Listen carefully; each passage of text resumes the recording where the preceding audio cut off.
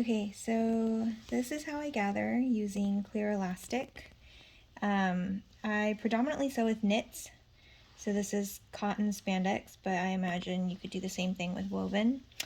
The first thing is to take the measurement of the waist and then cut elastic that is slightly longer. So if you look here, these black marks on either end of the elastic, and they mark the full length of what I needed to go around the waist, and I just overlap them, match those lines up, and pin them or clip them, and then find the midpoint of the seam on the other side of the skirt, mark it, and then do that for everything. So as you can see, the fabric is a lot wider than the elastic itself. So then when I go to do this in my serger, and you could do this in the sewing machine too, I just find it easier in the serger. I unclip the one that has the two pieces that are marked, and I leave one end of it hanging, and this one I leave right where that seam is. And I'm going to put this under my needles and try to get my needles, I hand roll it down so it holds it in place to get myself started.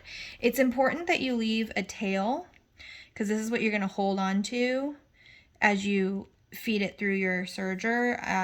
I find that it's easiest if I have something to hold in the back as well as the front. All right, so let me try and do this. Oh, in terms of serger settings, it's a normal 4-thread overlock. I do change my feed so that it kind of like pulls the fabric closer together rather than further apart. I actually haven't tried putting it all the way up to 2, but I guess that's something that we can experiment with. Okay, so this is probably the hardest part, just because you have to keep this part, this line notch in alignment with your seam. So you just kind of have to wiggle it in there. Okay, so hopefully you can see I'm pulling my elastic to the back. You see that little black notch? And I got it right over the seam allowance. So what I'm gonna do is, before I even put the foot down, I'm gonna put my needles down so it holds it in place. And then I'm gonna lower the presser foot. Now, all this fabric that's bunched up right here, what you're gonna do is you're not gonna pull the fabric. So the fabric you just leave alone. You're gonna pull on the elastic. I hold, this is where the next pin mark is, after I've evenly distributed the elastic throughout the whole skirt. So I'm gonna hold like right over the pin, or right over the clip, making sure not to move this clip around. And then with my other hand, I'm gonna hold the elastic tail. And what I'm gonna do is I'm going to stretch the elastic until it's stretched out to lay flush with the fabric. Now, as you can see, it's maybe, this is probably like a 3/8 seam allowance, cut allowance.